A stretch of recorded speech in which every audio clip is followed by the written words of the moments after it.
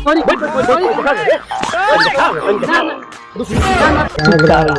राम राम राम गुरु जी। चला गाँव फाट गल भूख मान लो का गाँव में आयल बानी कुछ मिली पावल जाई। कहाँ मिली पावल जाई के? अरे चलो चलो चलो चलो चलो चले। राम राम राम राम राम गुरु जी। चला 3 दिन से भूखे मुंगावत है लोग, मेरा पानी के मुंगावत नहीं। अरे जजमान लोग मिली को खा लियाई, चिंता नहीं करे के चलो जाओ। रोगा तो कौन मासो दारू पिया देला।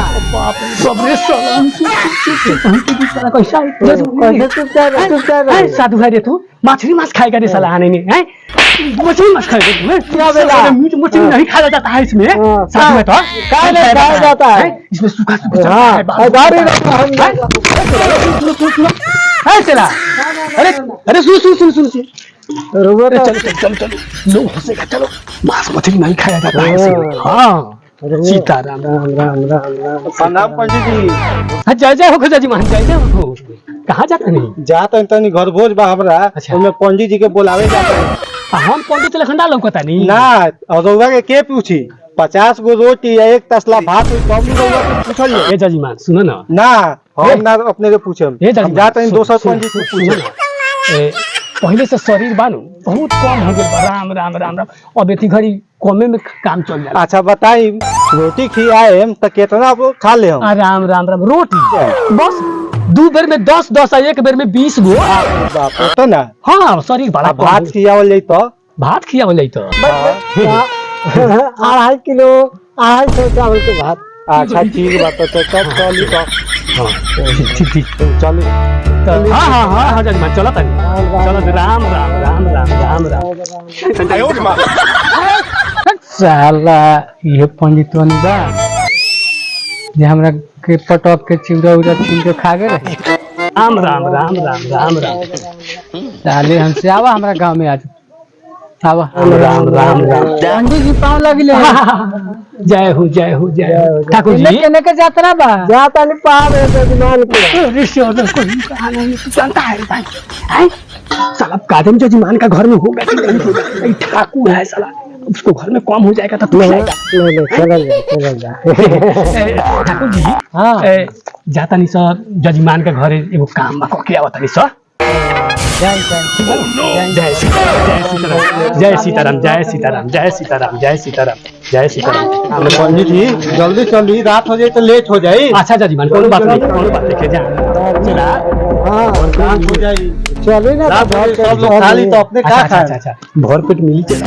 हाँ चले राम राम राम राम जय हो जय हो राम राम राम राम राम राम राम राम राम क्या भाई अबर शरीर हो गेल बाटे। अच्छा चली हम खियावा चली चली। अच्छा अच्छा राम राम राम राम राम राम राम राम राम राम राम राम श्री राम जय राम जय जय राम श्री राम श्री पंडित जी यहाँ को उनका व्यवस्था कर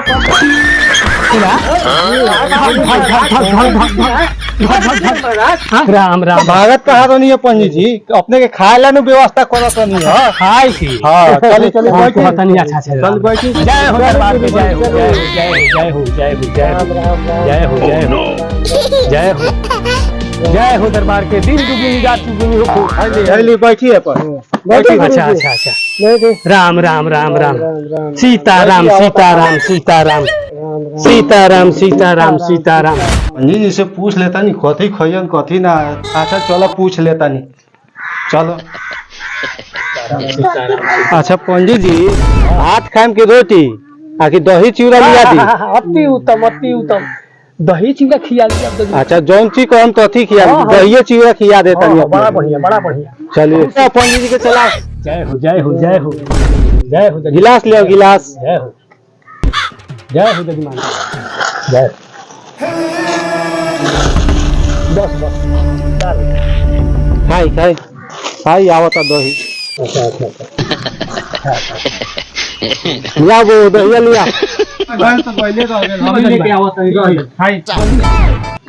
जय सीताराम। ये साला हमारा के कहता एगो काम बा अपने आके खाता। रुका सर रुका। ठाकुर प्रणाम पंडित जी। अरे प्रणाम प्रणाम खाई पे हाँ तब रउआ कहनी है कि एगो काम बा अपने आके खाता है हमरा के कुछो ना कहिए। ठाकुर जी एगो पता दे दे एही साला के लिख रहल था। ठीक बा ले आई हां जी आओ। जय हो जय हो जय हो जय हो जय हो जय हो दहिया लेके हम आवत है। जय राम जय जय राम। साला छुदर जात कहीं का साला तू छुदर जा, तू छुदर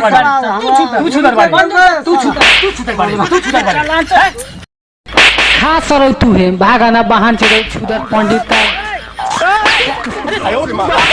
भाग रे चिलवा तोड़ दाई चलो बड़ा मार मारी चिवड़ा चीनी छीन के पंडित जी कहाँ के हम कोई घर में दही ले आवे तो ले पंडित सब कहाँ के पंडित जी के बुलावे लगे दोसर पंडित जी ना मिल रहा का तो नहीं दूसरे पंडित जी के बुलावे कहाँ से बेटा गेलो चला पूरा पेट माधरा पंडित भाई कोहा कहला का हमरा से कि 40 को 50 को रोटी खा जाए 2 तास के भात खा जाए भाग गेलन सर वही से 60 लोग के मार के बेला दे। ठीक कइलो बहुत बढ़िया कइलो बेला देलो जा दो दही हमर को चल ठीक ले जा।